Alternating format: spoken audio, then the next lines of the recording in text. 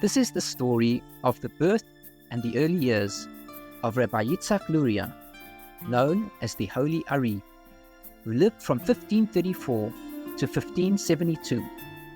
Rabbi Yitzchak Luria is commonly referred to as the Holy Arizal, Hari meaning lion, and Zal, Zichrono Livracha, meaning of blessed memory.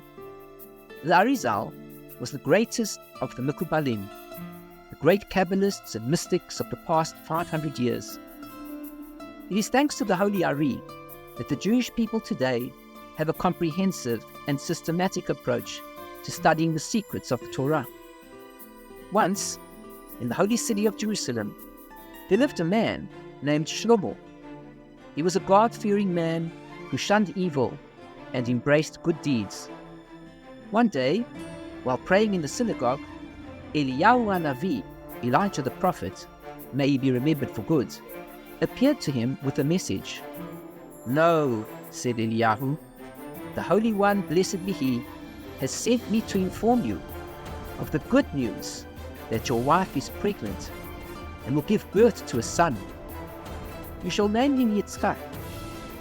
He will bring salvation to the souls of the Jewish people, saving them from the hands of the Klippot, the evil husks in creation that must be eradicated. He will also bring repair to many souls that have been reincarnated over the years. Through him, the wisdom of the Kabbalah will be revealed, and there will be no type of wisdom hidden from him. His name will spread throughout the world." Eliyahu continued, "On the 8th day after his birth, be careful not to circumcise him until I come to be the Sandik, the man upon whose knees the baby will be placed during the circumcision." When Eliyahu Hanavi finished speaking, he disappeared.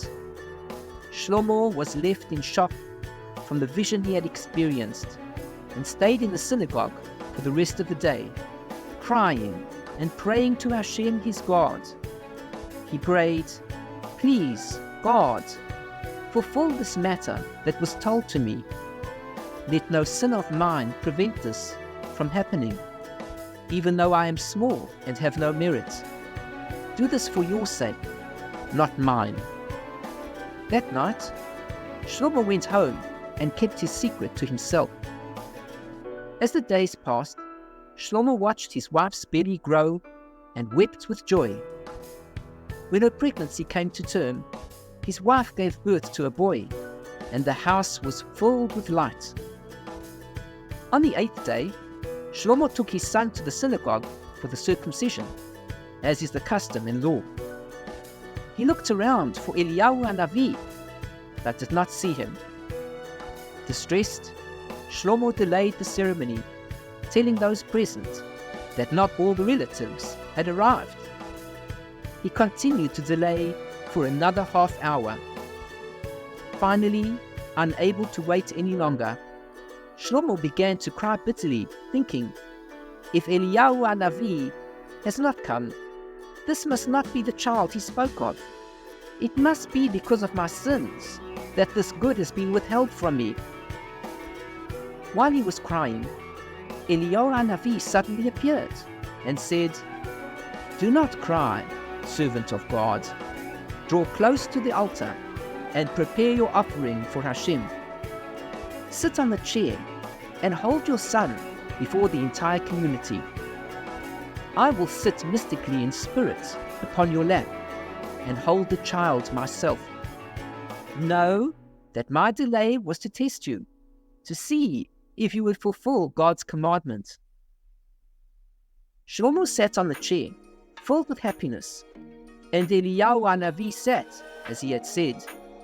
No one could see Eliyahu Hanavi except Shlomo. The child was circumcised, and Shlomo took him to his mother. Before they arrived home, the child's wound had already healed, as if he had been circumcised for many years, and everyone was amazed. The young boy grew quickly in knowledge, surpassing all other children in his studies. By the age of 8, he could study Halacha, Jewish law, like an accomplished Torah scholar. No student could match his debating skills. At that time, the Hari's father died, and his mother said to him, "My son, I am a widow and cannot afford the books you need for your studies. Let us go to Egypt, to the house of your uncle, my brother. He is wealthy, and there you will lack nothing." The young Hari agreed, saying, "I am ready to do as you say." They prepared and went to Egypt, arriving at his uncle's house. His uncle received them with great honor and treated the young Hari as his own son. He sent for the great Rabbi Betzalel Ashkenazi, asking him to accept the boy as his student. Rabbi Ashkenazi agreed, having already heard of the boy's wisdom and greatness. The young Hari lived with his uncle until he was 15, by which time his wisdom surpassed all the sages of Egypt. His uncle then gave him his own daughter in marriage, marking the beginning of the next exciting chapter in the life of the holy Hari. If you have enjoyed this story, please click the like button and subscribe to my channel. Please feel free to offer your positive comments below and let me know if you've gained something from the video. Click the bell button to be notified of future videos, including more stories of the great Tzaddikim and further tales from the life of the holy Hari.